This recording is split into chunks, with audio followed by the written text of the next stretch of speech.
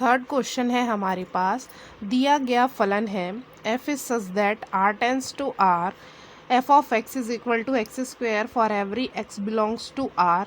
ठीक है ना। फिर हमारा काम क्या है, फलन का डोमेन r वास्तविक संख्या है, ये दिख रहा है, तथा को डोमेन भी क्या है, वास्तविक संख्या है। लिख लेते हैं जो दिया है। अंतर दर्शाने के लिए a और b से दर्शा दिए। तो अब रियल नंबर में कहाँ से कहाँ तक, माइनस इन्फिनिटी से इन्फिनिटी तक की संख्याएं आती है। इसमें जो है 0, -1, 1/2 भी आता है। ठीक है ना, सॉरी माइनस वाला इधर नहीं, 1/2, √2, कुछ इस प्रकार से संख्याएं भी आती है। ठीक है ना। 1 मतलब परिमेय संख्याएं, अपरिमेय संख्याएं, वास्तविक संख्याएं, पूर्ण संख्याएं, सारी संख्याएं इसमें आ जाती है। जो वास्तविक संख्याएं जो है सबसे बड़ा सेट है। ठीक है ना। इससे भी बड़ा अब होता है, आप लोग 11th में पढ़ चुके हैं, सम्मिश्र संख्याएं, जिसमें वास्तविक के साथ साथ काल्पनिक संख्याएं भी आती है ना। ये आप लोगों को पता है ना, आयोटा वाला। ठीक है ना। आयोटा क्या होता है, काल्पनिक संख्याएं होती है। ठीक है। क्या -1 को क्या लिखेंगे हम, आयोटा लिखते थे। ठीक है ना। तो यहाँ आ गया 1/2, 1, √2 एंड सो ऑन। ठीक है, समझने के लिए बस इतना लिख लेते हैं हम। इसमें भी लिख लेते हैं -इन्फिनिटी, 0, 1/2, 1, √2 एंड सो ऑन। मतलब परिमेय संख्याएं भी आ गई, अपरिमेय संख्याएं भी आ गई इसमें। ठीक है। पूर्णांक संख्याएं आ गई, सारे संख्याओं का समूह है ये। ठीक है ना।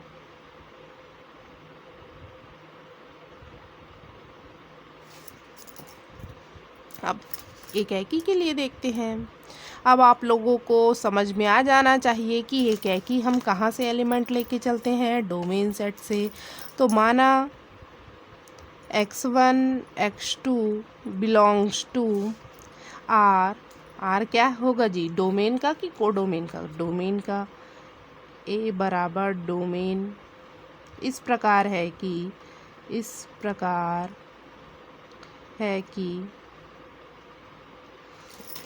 क्या आएगा, हम प्रतिबिंब को समान लेके चलेंगे। ठीक है। f of x1 is equal to f of x2। Therefore परिभाषा के अनुसार हमारे पास क्या आ जाएगा, x1 का square is equal to x2 का स्क्वायर। पक्षांतर कीजिए, x1 का स्क्वायर माइनस x2 का स्क्वायर इज इक्वल टू 0। या फिर a square minus b square का फॉर्मूला लगाइए, a minus b into a plus b. ठीक है। यहाँ आ गया x1 minus x2 into x1 plus x2 is equal to 0। हमारे पास आ गया x1 minus x2 is equal to 0, या x1 plus x2 is equal to 0। x1 बराबर आ गया x2, या x1 बराबर आ गया माइनस x2। ठीक है ना। तो ये आ गया हमारे पास। फिर से ये भी अब संभव है कि नहीं है, इसमें संभव है, क्योंकि वास्तविक संख्याओं के समुच्चय में धनात्मक संख्याएं भी मान्य हैं और ऋणात्मक संख्याएं भी होती हैं। ठीक है ना। मतलब हम दो एलिमेंट के प्रतिबिंब बराबर लेके चले थे, परंतु एलिमेंट क्या आ गए, अलग अलग आ गए। x1 बराबर x2 भी आ गया, x1 बराबर माइनस x2 भी आ गया, अलग अलग एलिमेंट। ठीक है ना। यहाँ लिखेंगे हम f ऑफ x1 बराबर f ऑफ x2 लेके चले थे, पर हमारे पास क्या आ गया, x1 बराबर नहीं है x2 के, दो चीज़ों के बराबर है, ये तो अलग अलग है। ठीक है ना, एक ही होना चाहिए था। एग्जाम्पल के थ्रू समझ सकते हैं, जैसा हमने पूर्णांक में समझा था। कोई एलिमेंट लेके चलो, तो हम लेके चल रहे हैं एक, वही समझ लो, 1 और ऋण 1 belongs to real number. Therefore f of 1 का क्या आएगा, 1 का स्क्वायर इज इक्वल टू 1 आ गया। f ऑफ -1 का क्या आएगा, -1 का whole square is equal to 1 ही आएगा।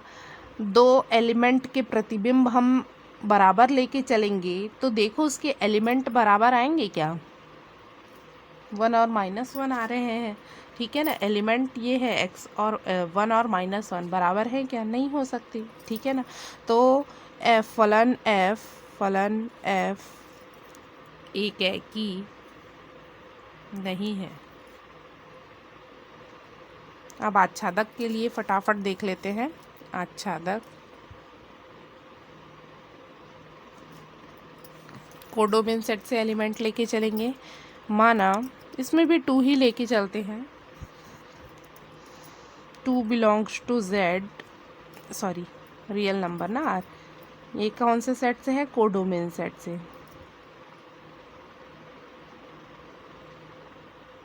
कोडोमेन इस प्रकार है कि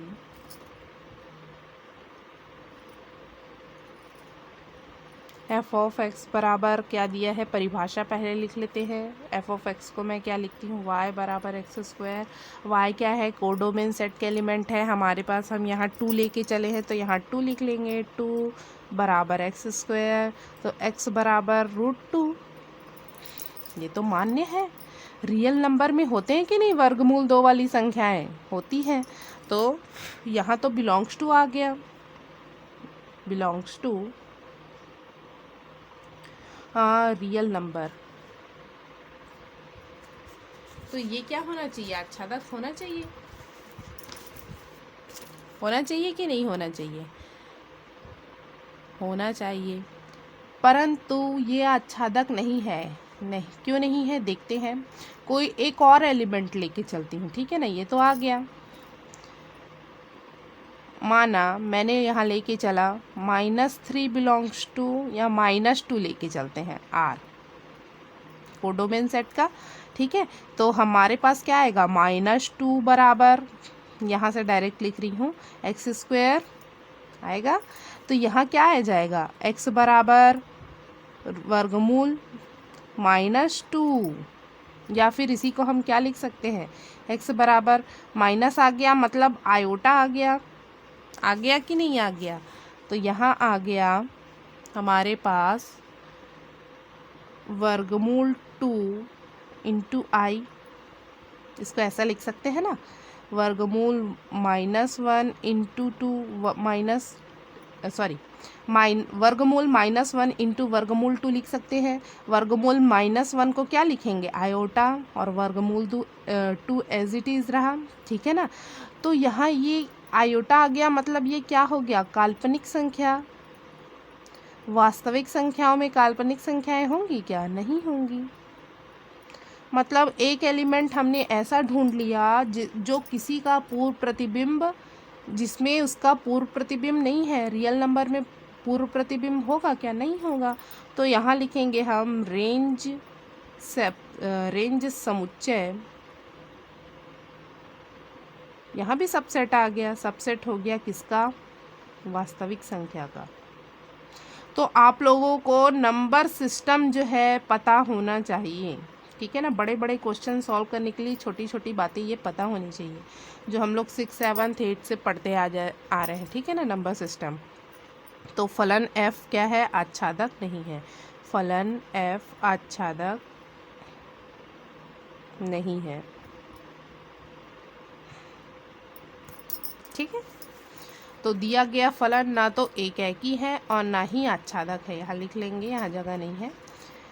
f ना तो एक एकी है और ना ही आच्छादक है।